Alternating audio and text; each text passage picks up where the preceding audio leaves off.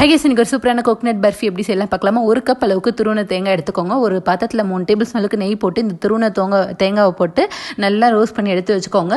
ஒரு cup துருவன தேங்காய்க்கு 1/2 cup வெல்லம், 1/4 cup தண்ணி ஊற்றி நம்ம பாகு எடுத்துக்கணும். இதை போட்டு நல்லா மிக்ஸ் பண்ணிகிட்டே இருங்க. ஒரு கம்பி பதம் வரணுங்க. ஒரு கம்பி பதம்னா வேறு ஒன்றும் இல்லைங்க, தண்ணியில் கை வாஷ் பண்ணிட்டு இந்த பாகை தொட்டு பார்த்திங்கன்னா ஒரு கோடு மாதிரி நீட்டாக வருதுல்ல, அதுதாங்க ஒரு கம்பி பதம். இது வந்த உடனே நம்ம ரோஸ்ட் பண்ணி வச்சுருக்கோம் அந்த தேங்காயை இதில் ஆட் பண்ணிட்டு நல்லா மிக்ஸ் பண்ணுங்கள். வேணுன்னா உங்களுக்கு ஏலக்காய் பவுடர் கொஞ்சம் போட்டுக்கோங்க.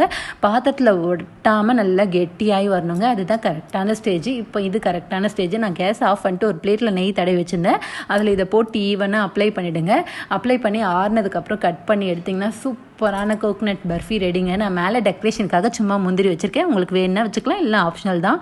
டேஸ்ட்டு வேறு லெவலில் இருக்கும். உங்கள் கிட்ஸுக்கு கொடுத்திங்கன்னா ரொம்பவே லைக் பண்ணி சாப்பிடுவாங்க. கண்டிப்பாக ஆடி மாதம் எல்லார் வீட்லேயும் தேங்காய் இருக்கும்ல, அப்போ கண்டிப்பாக ட்ரை பண்ணிட்டு எப்படி இருக்குன்னு கமெண்ட்டில் சொல்லுங்கள். மறக்காமல் சேனலை சப்ஸ்கிரைப் பண்ணிவிடுங்க. மகிழ்ச்சி. Bye guys.